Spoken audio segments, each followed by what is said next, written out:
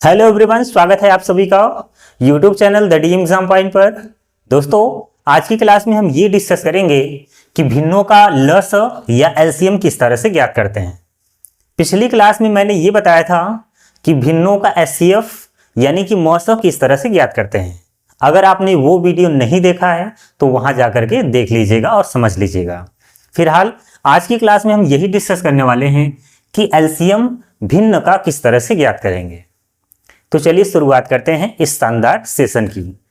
तो सबसे पहले हम इसका फार्मूला समझ लेते हैं। इसका फार्मूला क्या होता है निकालने का। अगर आपको भिन्न दे दिए जाएं, यानी भिन्नों का लस,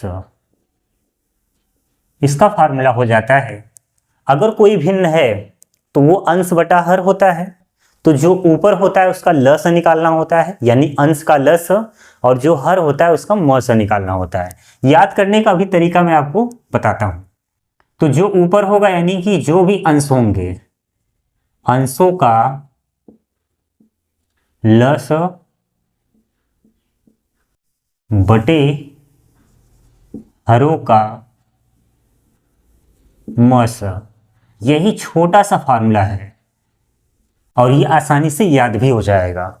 पिछली क्लास में जब मैंने आपको एचसीएफ पढ़ाया था तो मैंने उसको याद करने का भी ट्रिक बताया था।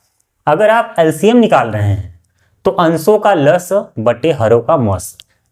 अगर आपको मौस निकालना होता तो भिन्नों का मौस बराबर अंशों का मौस बटे हरों का लस। मतलब कि अगर आप लस निकाल रहे हो तो लस बटे मौस कर देना है, अगर आप म से निकाल रहे हो तो म स बटे ल स कर देना है। ये आइडिया होता है याद करने का, कभी आप भूलेंगे नहीं। तो ये हो गया एक छोटा सा फार्मूला। तो चलिए अब इस पर कुछ सवाल हो जाए। तो ये रहा आपका क्वेश्चन नंबर 1।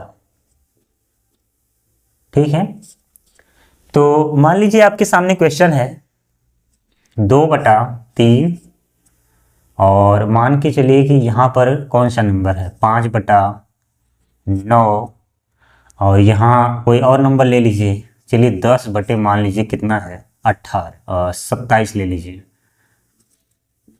इनका हमें क्या निकालना है, लस। तो किस तरह से आप निकालेंगे, फार्मूला तो मैंने लिख दिया है, और लस हो या मौस किस तरह से निकालते हैं इसकी चर्चा हम पिछली क्लास में कर चुके हैं। तो देखिए, जो अंश में है उनका हमें लस निकालना होगा।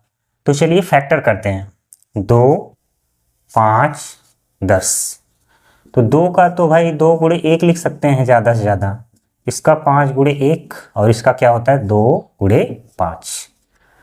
तो यहाँ पर अगर आप एलसीएम निकालना चाहेंगे तो क्या हो जाएगा, सभी फैक्टर लिए जाते हैं।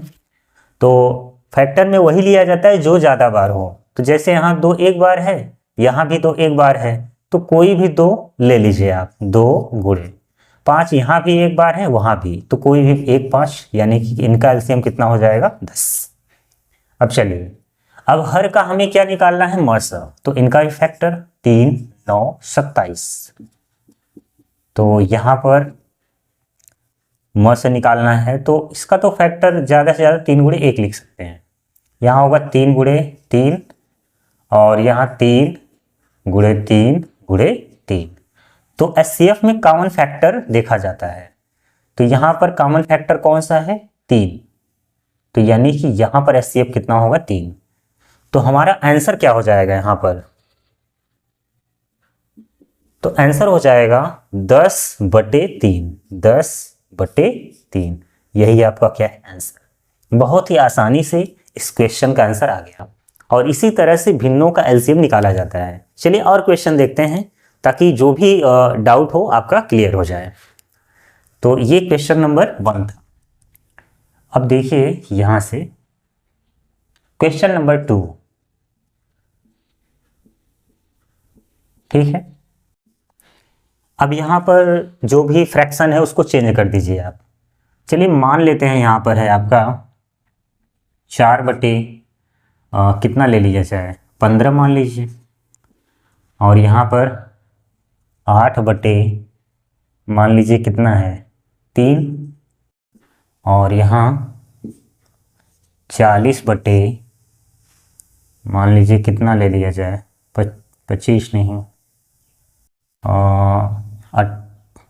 9 ले लेते हैं, एक नंबर और ले लेते हैं। जैसे यहाँ 3 फ्रैक्शन है और यहाँ 4 फ्रैक्शन कर देते हैं। 10 बटे, मान लीजिए कितना है, 3 ही मान लीजिए। चलिए, इनका हमें क्या निकालना है, का एलसीएम निकालना है आपको, एलसीएम। ठीक, तो कोई दिक्कत नहीं है, लस बटे मस, लस ऊपर वाले का, मस नीचे वाले का।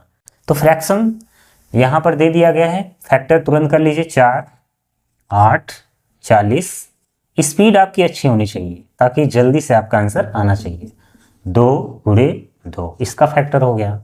अगर आप 8 का करेंगे, 2 गुणे 2 गुणे 2, ये हो गया 8 का प्राइम फैक्टर। 40 का करना चाहेंगे तो 2 दूना 4, दूना 8, पंचे 40। ऐसे ही 10 का करेंगे तो 2 गुणे क्या होगा, 5। हमें क्या निकालना है, इनका एलसीएम।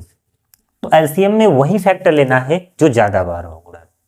जैसे यहाँ 2 बार है, 2 यहाँ 3 बार है, 2 यहाँ 3 बार है और 2 यहाँ 1 बार है।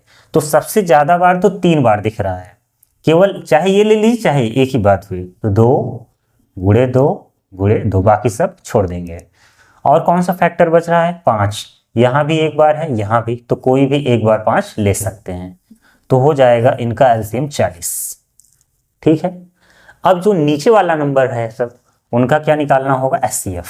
तो यहाँ हो जाएगा 15, 3, 9, 3। तो चलिए फैक्टर करते हैं। 3 गुणे कितना, 5, 3 गुणे 1, 3 गुणे 3, 3 एकम 3। एचसीएफ में कॉमन फैक्टर देखा जाता है, तो यहाँ पर एक ही नंबर है जो कॉमन है, वो कौन सा नंबर है, 3। तो आंसर हो जाएगा यहाँ पर 40 बटे 3, यही आपका क्या है, आंसर। देखिए फ्रैक्शन कुछ भी हो सकता है, तो जो निकालने का तरीका है वो आपका एकदम कॉन्सेप्ट क्लियर होना चाहिए। तो 2 क्वेश्चन मैंने सॉल्व करा दिया, और इन दोनों क्वेश्चन से आपका जो भी डाउट है, भिन्नों का एलसीएम हो चाहे एचसीएफ को लेकर के, सब क्लियर हो गया होगा। तो ये क्लास ज़रूर बताइएगा कमेंट बॉक्स में कैसी लगी। चलिए मिलते हैं अगली क्लास में। आज की क्लास जैसी भी लगी होगी कमेंट बॉक्स में ज़रूर बताइएगा। जय हिंद, जय भारत।